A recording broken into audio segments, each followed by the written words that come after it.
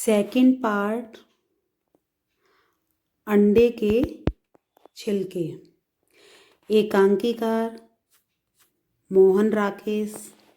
ये हमारा अंडे के छिलके का सेकंड पार्ट है और इसे आज हम देखेंगे, जो कि मोहन राकेश द्वारा रचित एकांकी है।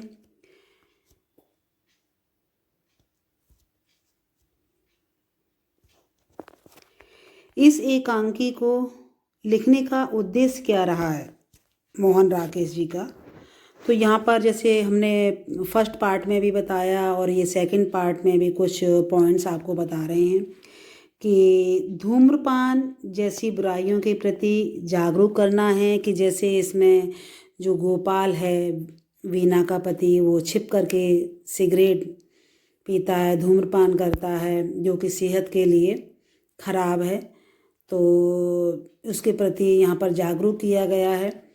और परिवार में एकता बनाए रखने के लिए सदस्यों द्वारा एक दूसरे की भावनाओं का यहाँ सम्मान किया जा रहा है। सब कुछ जानते हुए भी वो उसे अनदेखा कर देते हैं। सब कुछ एक दूसरे के बारे में पता है, लेकिन उनकी भावनाओं को सम्मान दिया जा रहा है। एक दूसरे से प्रेम है, लगाव है।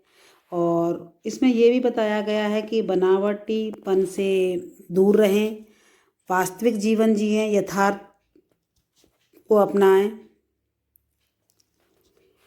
वास्तविकता में जीने पर महत्व दिया गया है और सभी सदस्यों की आपस में एक घनिष्ठता है, एक आत्मीयता है, तो वो उनकी बुराइयों को भी मतलब अनदेखा कर देते हैं और उनको वे अपनाते हैं। तो ये जो हमारा सेकंड पार्ट है, इसे हम देखते हैं। बीना जब श्याम के कहने पर अंडे का हलवा बनाती है, तो वो कहती है कुछ नहीं, आधा दर्जन अंडे मंगवाए हैं। श्याम कह रहा था कि सूखी चाय नहीं पीऊँगा, तो मैंने कहा कि अंडे का हलवा बनाई देती हूँ। तो गोपाल कहता है, अंडे का हलवा, यह तुम्हें क्या सूझी है? मैंने तुम्हें अच्छी तरह समझा दिया था, फिर भी तुम। वीना श्याम से कहती है, तुम क्यों काट से वहाँ खड़े हो? अंडे मुझे दे दो और बरसाती उतार कर बाहर रख दो। गोपाल से, आपको जब दीदी से सिगरेट का छिपाव नहीं है, तो अंडे का छिपाव रखने की क्या ज़रूरत है? श्याम से कहती है वीना, लाओ, दो मुझे अंडे। श्याम क्षण भर की हिचकिचाहट के बाद दोनों जेबों से हाथ निकालता है और उसके एक एक हाथ में 3-3 अंडे हैं। वीना अंडे उससे ले लेती है और वह बरसाती उतार कर गैलरी में छोड़ आता है।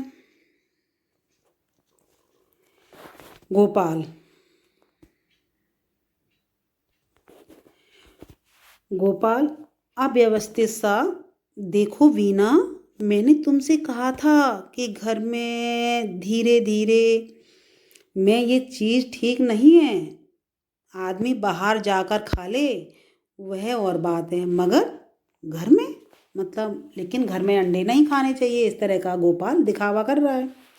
बीना, घर में घर के आदमी देख लेंगे, इतनी इतनी ही तो बात है ना। तो जीजी से तो किसी बात का पर्दा है ही नहीं। आज न देखती तो किसी और दिन देख लेती। जब रोज़ सवेरे, मतलब वो कहना चाहती कि जब रोज़ सवेरे कभी अंडे फ्राई होते हैं, कभी आमलेट बनती है, तो हलवा भी बन जाएगा। गोपाल, अल्लाह क्या बक रही हो, कुछ होश की दवा लो ना। राधा, सच पूछो गोपाल, तो हमें इस चीज़ का पहले से ही पता है। श्याम मुस्कराता हुआ। गोपाल बेबस सा आराम कुर्सी पर पड़ जाता है।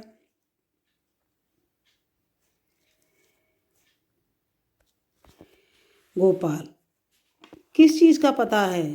राधा, इस चीज़ का कि रोज सवेरे चाय के साथ तुम्हारे कमरे में क्या बनता है। तलने की आवाज़ तो छोड़ो, तुम जानो खुशबू भी तो उधर जाती है। गोपाल, किस चीज़ की खुशबू जाती है? राधा, जो चीज़ बनती है उसी की खुशबू आती है, और किस चीज़ की आएगी? राधा कहती है गोपाल से,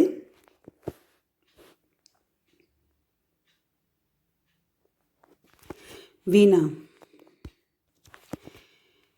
वीना, लीजिए और छिपाइए। जीजी तो खुशबू से यह भी पहचान लेती हैं कि किस दिन आमलेट बनता है और किस दिन अंडे फ्राई होते हैं।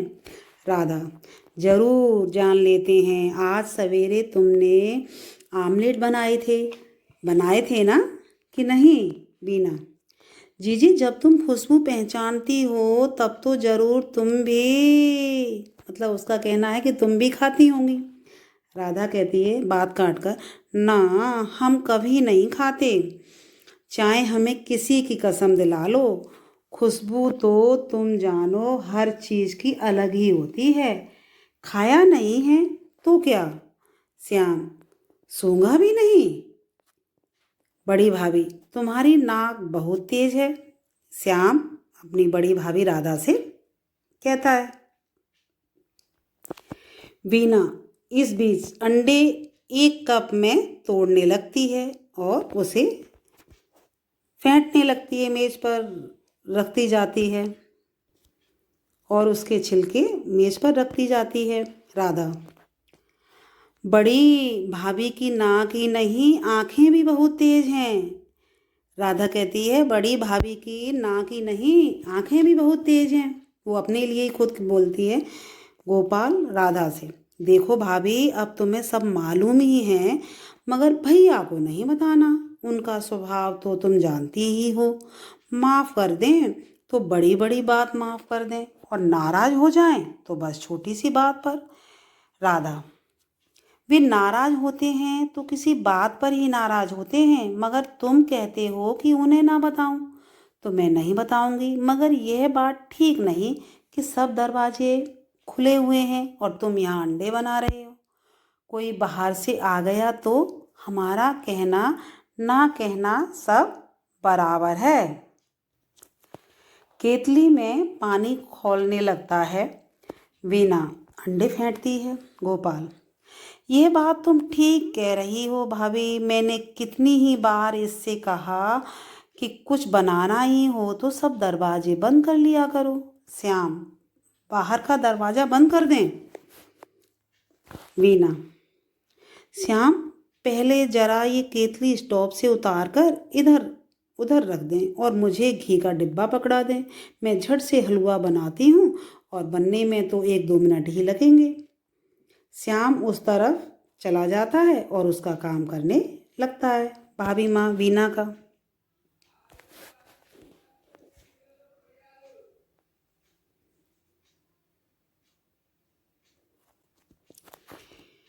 अलमारी से प्लेटें भी निकाल लो। राधा से, जीजी थोड़ा सा हलवा तो तुम भी लोगी ना। फ्राई पैन स्टोव पर रखकर उसमें घी डालती है। राधा अनमने स्वर में, भैया हमने कह दिया कि हमने न कभी खाया है और ना ही कभी खा सकते हैं। पास बैठे हैं इसलिए चाय की एक प्याली जरूर ले लेंगे। वीना अंडे का घोल चीनी मिलाकर फ्राइंग पैन में डाल देती है और जल्दी जल्दी हिलाने लगती है। श्याम प्लेटें निकाल करके लाता है।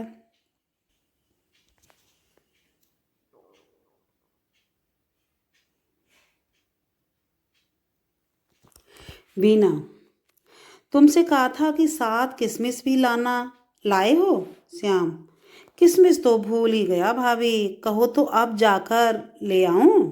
वीना, अब रहने दो। मुझसे यह नहीं कहना कि हलवा अच्छा नहीं बना। बगैर किशमिश के अंडे का हलवा अच्छा नहीं बनता है।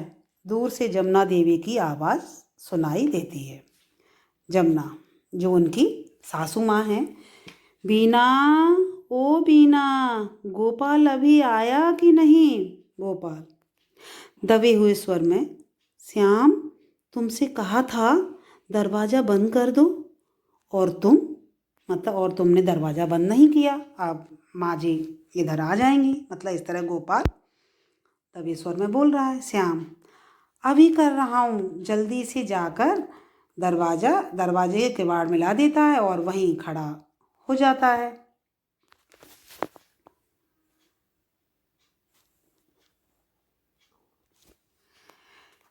राधा, माँ जी आ रही हैं, अब जल्दी से कुछ इंतजाम करो। राधा कहती है। गोपाल, हाँ हाँ जल्दी कुछ इंतजाम करो, ये छिलके, ये हलवा। जल्दी से वीना का जमफर उठा करके छिलकों पर डाल देता है गोपाल और चीनी की एक प्लेट लेकर फ्राइंग पैन को उससे ढक देता है। जमुना, जो उसकी गोपाल की माँ है, उसका कहना है, वीना, वीना। दरवाजे के पास आकर दरवाजे को धकेलकर खोलती है। श्याम कंधे हिला करके पास से हट जाता है।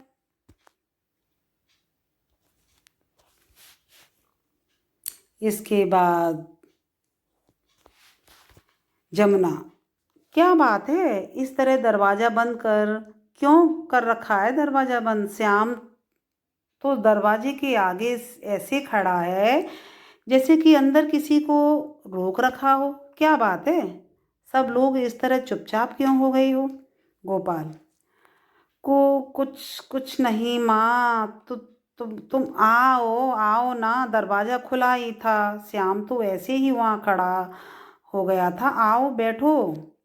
ऐसे असमंजस में और वो एकदम आश्चर्य में कि कहीं माँ को ये सब कुछ पता ना चल जाए अंडे के हलवे के बारे में। जमुना, आज 2 घंटे से मेरे कमरे की छत चू रही है। मैंने कितनी बार कहा था कि लिपाई करा दो, नहीं तो बरसात में तकलीफ होगी, मगर मेरी बात तो तुम सब सुनी अनसुनी कर देते हो। कुछ भी कहूँ बस हाँ माँ कल करा देंगे माँ कहकर टाल देते हो। अब देखो चलकर कैसे हर चीज़ भीग रही है। ये यमुना यमुना जो जमुना है उनकी माँ, उनको उसका कहना है। क्या बात है, सब लोग गुमसुम क्यों हो गए हो? बीना, तू इस वक्त ये चम्मच लिए क्यों खड़ी है? और गोपाल, तू वहाँ क्या कर रहा है कोने में? गोपाल,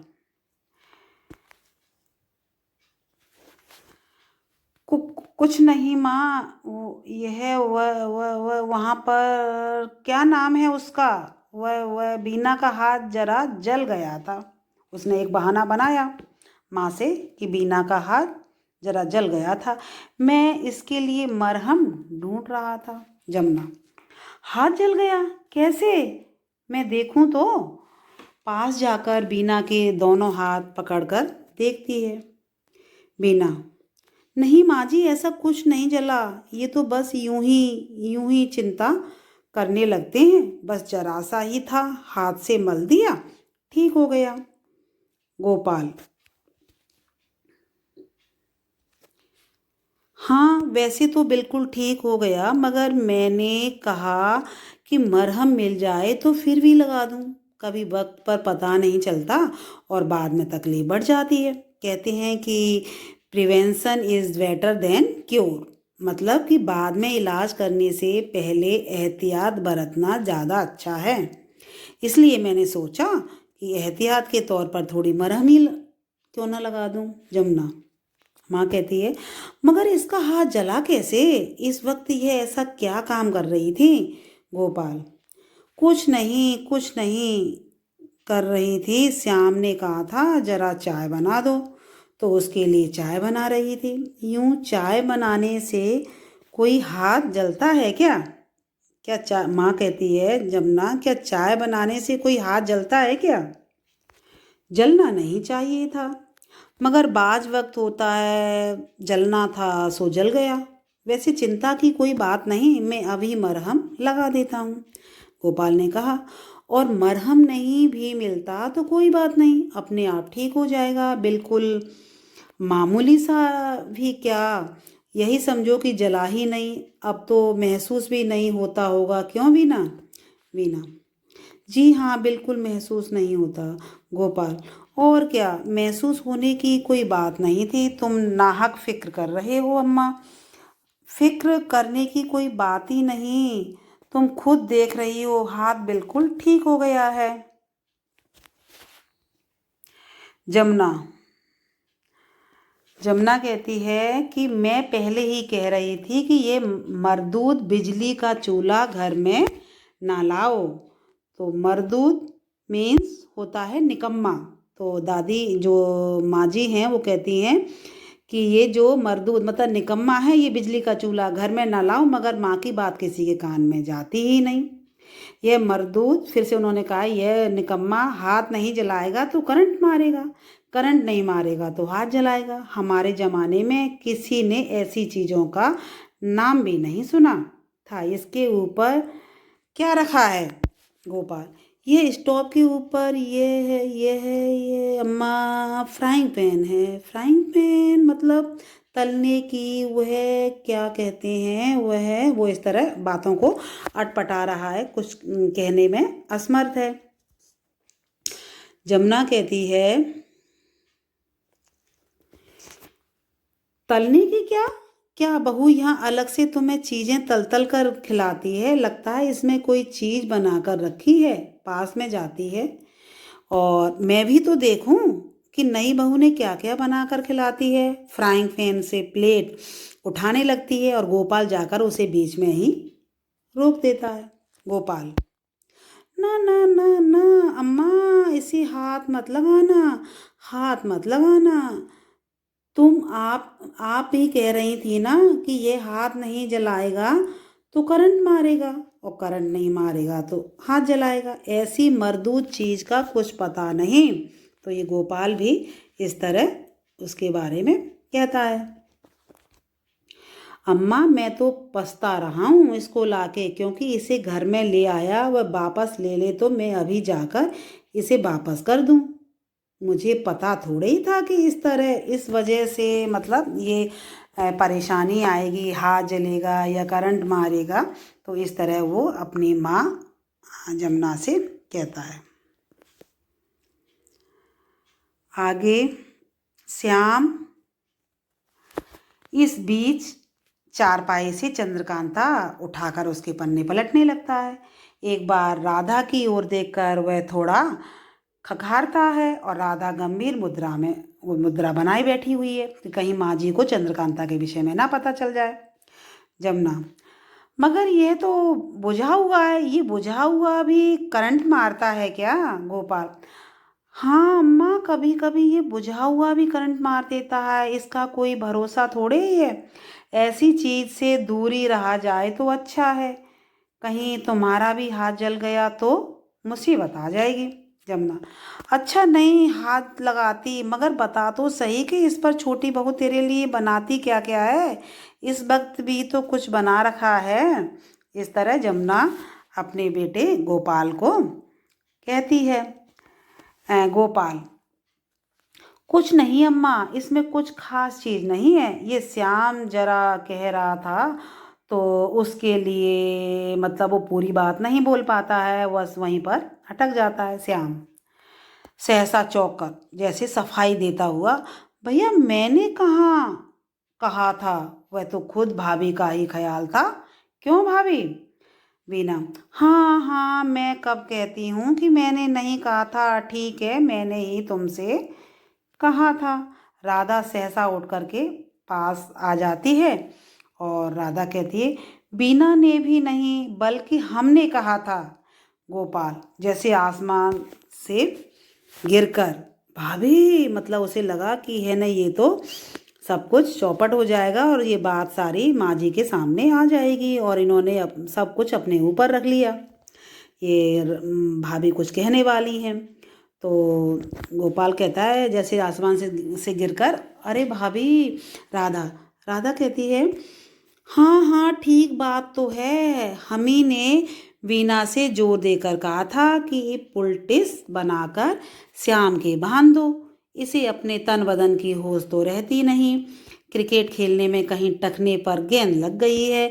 2 दिन से कह रहा है कि चलने में जोर पड़ता है। हमने कहा कि ठंड का दिन है, कहीं दर्द बढ़ ना गया हो, तो बैठकर 2 दिन हम ही से मालिश करवाते रहेंगे। और बीना ने पुलटिस बना दिया, अभी बांध देंगे तो रात तक ठीक हो जाएगा। इस तरह उसने एक माँ जी के सामने इस तरह पुलटिस का बहाना बनाया। जो पुलटिस होती है वो एक तरह से जो हल्दी और आटा वाटा डाल के एक हलवे टाइप की सी बनाई जाती है, और एक ये घरेलू उपचार होता है जो कि चोट पर लगाई जाती है। गोपाल कृतज्ञता के भाव से राधा की तरफ देखता है कि भाभी जी ने हमें बचा लिया। गोपाल, यही तो मैं कह रहा था, ये लड़का अपनी सेहत का जरा ख्याल नहीं रखता। बाद में जब ज़्यादा बिगड़ जाएगी तो मुसीबत घर वालों की होती है। इस तरह गोपाल ने कहा। श्याम को आंख से इशारा करके अब पुलटिस बंधवा कर चुपके से लेट जाना, समझे? जमुना, लाओ मैं ही पुलटिस बांध देती हूँ। कोई पुराना कपड़ा वपड़ा हो तो दे दो, कहीं कोई नई धोती न फाड़ देना। यह देखो नए कपड़ों का क्या हाल कर रखा है। यह रेशमी जम्पर मेज पर क्यों डाल रखा है? यह मेज साफ करने के लिए है। मेज से जम्पर उठाना चाहती है, मगर गोपाल फिर बीच में आकर के माँ जी को रोक देता है। उसके बाद गोपाल कहता है, रहने दो अम्मा जी, क्या गजब करती हो। ये काम तुम्हारे करने के हैं जो तुम कर रही हो। मैला कपड़ा है, खूंटे से मेज पर गिर गया होगा, अभी बीना उठा करके उसे रख देगी। इस तरह वो सफाई देता हुआ माँ जी को कहता है। जमुना, ये मैला कपड़ा है और वहाँ उतनी दूर खूंटी से कूद कर यहाँ मेज पर आ गया। तुम लोगों के लक्षण जरा भी मेरी समझ में नहीं आते। नया जंपर है, अभी 2 बार भी नहीं पहना होगा, और इस तरह यहाँ गिरा रखा है। हटो, तुम लोग घर उजाड़ने पर तुले हो, तो मुझे तो घर की चिंता है। इतने कपड़े इधर उधर बिखरे पड़े हैं, इनमें टिड्डियाँ लग जाएंगी। जो टिड्डियाँ के लिए बोला है, टिड्डियाँ क्या होता है, ये लाल रंग के कीड़े का दल होता है। ये दल के दल होते हैं, तो ये पंखों वाले होते हैं और ये फसल को भी हानि पहुंचाते हैं, तो ये कपड़ों में भी कभी कभी लग जाते हैं। तो इनमें उन्होंने कहा कि ये माँ जी ने कि टिड्डियाँ लग जाएंगी। आगे फिर जम्पर उठाने लगती है, और मगर गोपाल उसे कंधे से पकड़कर पलंग की तरफ माँ जी को ले आता है। गोपाल, अम्मा नहीं लगेंगी टिड्डियाँ, तुम तो खाम खाम चिंता करती हो। यहाँ पलंग पर बैठो और थोड़ी देर आराम करो। बैठो बैठो, यह इस तरफ बैठो। इस तरह वो जगह दिखाता है और यहाँ पर वो उधर ही माँ जी को बिठा देता है। उसे दोनों कंधों से पकड़कर पलंग पर बिठा देता है। जमुना, हाँ हाँ बैठ कर आराम करूं और मेरी जगह काम कोई दूसरा करे। घर में करने को इतने काम पड़े हैं, इसे पुलटिस बांध दूं तो जाऊं, दूसरों की मुसीबत कर देता है और आप किताबें पढ़ता रहता है। उसने माँ जी ने श्याम को कहा। श्याम ने कहा, ला मुझे दे, किताब पढ़ता रहता है। उसने कहा कि ला मुझे दे ये किताब और यहाँ आकर के लेट गया। माँ जी ने कहा कि ये ला दे मुझे किताब और यहाँ पर आकर के लेट जा। उठकर श्याम के हाथ से किताब ले लेती है। और यह कौन सी किताब है? जमुना ने कहा, यह कौन सी किताब है? श्याम, यह अम्मा, यह मेरे कोर्स की किताब नहीं है, यह शायद यह भाभी की किताब है। उसने श्याम ने माँ जी से कह दिया। बीना, यह जीजी की गुटका रामायण है माँ जी, जीजी पढ़ती पढ़ती यहाँ ले आई थी। श्याम, हाँ हाँ हाँ, भाभी की गुटका रामायण ही तो है। मैं कह रहा था ना कि लगती तो गुटका रामायण जैसी है। जमुना, मगर गुटका रामायण तो बहुत छोटी होती है, ये तो इतनी बड़ी किताब है। ये जमुना ने उलट करके ये जवाब दिया। श्याम कहता है, श्याम कहता है कि पहले ये छोटी थी, अब यह मेरा मतलब अम्मा कि अब इसका जो पहला एडिशन छोटा था, मगर जो नया एडिशन आया है वह पहले से बड़ा है। इनके साइज बदलते रहते हैं, यह कोई खास बात नहीं है। चलो अम्मा, तुम्हें बहुत काम है, मैं तुम्हें तुम्हारे कमरे में पहुंचा दूं। गैलरी में अंधेरा है, कहीं पैर उल्टा सीधा पड़ गया तो और मुसीबत खड़ी हो जाएगी। चलने को तैयार हो जाता है जमुना। पाँव मेरा उल्टा पड़ेगा या तेरा, जिसे चोट लगी है। मैं कह रही हूँ लेट जा और वह मुझे कमरे में छोड़ने जाएगा। इस तरह वो कहती है कि चोट तो तेरे लगी है, चोट मेरे नहीं लगी जो मेरा पैर उल्टा पड़ेगा। उसके बाद श्याम कहता है कि अरे हाँ, मेरे तो पाँव में चोट लगी है, मैं ये बात भूल ही गया था, और मैं भाभी से पुलटिस बनवाता हूँ। गोपाल भैया तुम्हें छोड़ आते हैं। इस तरह वो गोपाल भैया से कहता है कि गोपाल भैया तुम्हें छोड़ आएंगे, मैं पुलटिस बनवा लेता हूँ भाभी से। गोपाल, हाँ अम्मा चलो मैं तुम्हें छोड़ आता हूँ। इस तरह जो बड़े भाई उनके गोपाल हैं वो भी एग्री हो जाते हैं। जमुना, मगर मैं कहती थी कि मैं इसे पुलटिस बांध देती हूँ। माँ भी कह रही कि मैं पुलटिस बांध देती हूँ। गोपाल कहता है उसकी तुम चिंता ना करो अम्मा, बीना बहुत अच्छी तरह से बांध देगी। आओ मेरा हाथ पकड़कर साथ साथ आ जाओ। गैलरी में वाकई बहुत ही अंधेरा है। इस तरह गोपाल भी माँ जी को समझाता है। बाँह पकड़ कर के उसे साथ ले चलता है। उसके बाहर निकलते ही श्याम फ्राइंग पैन में झपट पड़ता है, जिसमें उसका अंडे का हलवा रखा हुआ था। श्याम, भाभी मैं जरा जल्दी से यह पुलटिस निगल लूँ, अगर बड़े भैया भी आ गए तो कहीं सचमुच ही इसे टखने पर ही ना बांधना पड़े।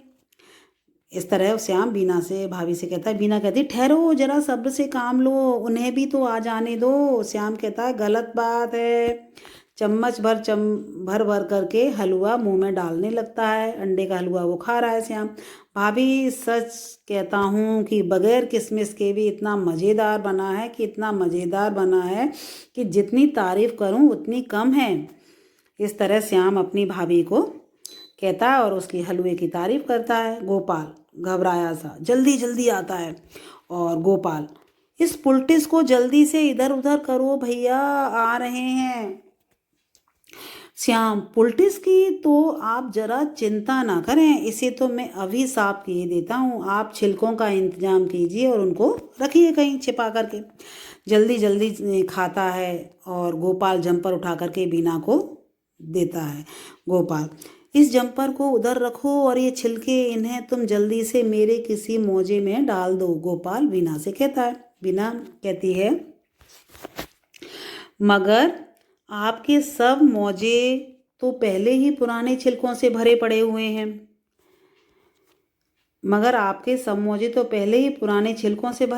गोपाल छिलके मेज से उठा लेता है और उन्हें हाथों में लिए हुए असमंजस में इधर उधर देखता है। वो परेशान होता है कि मैं इन छिलकों को कहाँ पर रखूं जिससे कि कहीं भाई को पता ना चल जाए, माधव को। गोपाल, तो और किस चीज़ में डाल दें, मेरा टोपी ले लो या जल्दी से मेरे कोट की जेब में भर दो। सहसा माधव गैलरी से अंदर उस समय आ जाता है और वो सुन लेता है। माधव, क्यों भाई क्या कर रहे हो, क्या भर रहे हो कोट की जेब में, कोई मेरे ना देखने की चीज़ तो नहीं। गोपाल गोपाल हताश भाव से, आइए आइए भैया, आ जाइए, मैं यूं ही जरा इन लोगों से मजाक कर रहा था। गोपाल माधव बड़े भाई से कहता है। माधव कहता है मजाक कर रहे थे कि छिलके तुम्हारी जेब में छिपा दिए जाएं। हंसता हुआ स्टोव की तरफ जाता है। इस तरह उसे सब कुछ माधव को भी पता है अंडों के विषय में, कि कब इनके यहाँ आमलेट बनती है और कब अंडे फ्राई होते हैं। गोपाल, जी हाँ जी, नहीं मजाक नहीं, मेरा मतलब ये है कि। इस तरह गोपाल बात को वहीं ख़त्म कर देता है। माधव, तुम्हारा मतलब मैं समझता हूँ, और तुम क्या खाकर मुंह पहुँच रहे हो। श्याम बाबू, तुम क्या खाकर मुंह पहुँच रहे हो। श्याम, मैं भैया, ये मेरे लिए भाभी ने पुलटिस बनाई थी। माधव, पुलटिस बनाई थी और तुम वह पुलटिस गले से नीचे उतार गए हंसकर। खूब, तो आजकल पुलटिस खाने के काम भी आने लगी है। जो मतलब घरेलू उपचार है, तो वो उस मजाक में कहता है कि आजकल पुलटिस खाई भी जाती है। भला ये तो बताओ कि किस चीज़ की पुलटिस थी, जिस चीज़ के ये छिलके हैं उसी की थी क्या? इस तरह माधव श्याम से कहता है और श्याम बिल्कुल घबरा जाता है। श्याम, भैया थी तो यह पुलटिस ही, मगर जल्दी में मैंने, मेरा मतलब है कि मैंने जल्दी में, मतलब वो बात को वहीं स्टॉप कर देता है, लेकिन पूरी बात नहीं बता पाता है भाई को। उसे पता है कि माधव भैया को कुछ भी नहीं पता। माधव, तुम्हें जल्दी में सोचा कि इसे खा डाला जाए, फिर हंसकर बहुत अच्छा किया, बनी हुई चीज़ का कोई तो इस्तेमाल होना ही चाहिए। इस तरह माधव छोटे भाई श्याम से कहता है। तुम गोपाल, तुम ये छिलके जेब में क्यों भरते हो? बाहर जाकर इन्हें नाली में डाल दो, आगे से डिब्बे में भरकर बाहर ले जाने की ज़रूरत नहीं। इस तरह माधव गोपाल को बोलता है। गोपाल, मगर भैया, माधव, भैया सब जानते हैं राजा, मतलब माधव छोटे भाई गोपाल से कहता है कि भैया सब जानते हैं राजा, वे ये भी जानते हैं कि तुम्हारे बाएं हाथ की उंगलियां किस तरह पीली हुई हैं। यह भी जानते हैं कि श्याम बाबू को दूध कमरे में क्यों जाता है, श्याम बाबू का दूध कमरे में क्यों जाता है, क्योंकि वो दूध के साथ कच्चे अंडे खाता है। और यह भी जानते हैं कि उनके सो जाने पर उनकी बीवी मोमबत्ती जला करके किताब, कौन सी किताब पढ़ा करती है। उन्होंने चंद्रकांता के विषय में भी पता है। सबके मुंह से आश्चर्य से तरह तरह के शब्द निकलते हैं और माधव हंसता रहता है। बाप को कह करके वो हंसता रहता है। गोपाल, भैया अब आपसे क्या छिपाना, आप तो सचमुच जानते हैं, मगर देखिए, अम्मा से नहीं कहिएगा, अम्मा को पता चल गया तो बस किसी की खैर नहीं। इस तरह गोपाल माधव भैया को समझाते हैं और बताते हैं।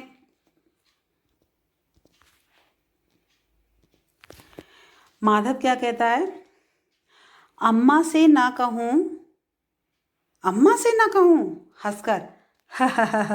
तुम समझते हो कि अम्मा ये सब नहीं जानती? मतलब वो आश्चर्यचकित होता है कि आपको ये नहीं पता कि अम्मा सब कुछ जानती है। तो वो कहता है तुम ये समझते हो कि अम्मा को ये सब कुछ नहीं पता? श्याम और गोपाल, हैं, अम्मा भी जानती है? वो आश्चर्य में पड़ जाता है। माधव कहता है क्यों नहीं जानती, अम्मा तो शायद मेरी भी वे बातें भी जानती है जो मैं समझता हूँ कि वे नहीं जानती। हंसकर। आज से छिलके नाली में डाल दिया करो, इनके लिए डिब्बा रखने की ज़रूरत नहीं। और जहाँ तक अम्मा का सवाल है, अम्मा इन्हें नाली में पड़े हुए भी नहीं देखेगी। हल्की हल्की हंसी हंसता रहता है माधव और सारी बातें वह गोपाल को बता देता है कि इस तरह माँ जी को भी ये सब कुछ पता है जिस तरह मुझे पता था, और मेरी बातें, श्याम की, सभी की बातें माँ जी को भी पता है। तो इस तरह आपने देखा कि सबकी एक दूसरे की भावनाओं को समझा जा रहा है। और आपने ये सेकंड पार्ट जो कि अंडे के छिलके, उसे देखा और आपको इजीली समझ में आ गया होगा। धन्यवाद।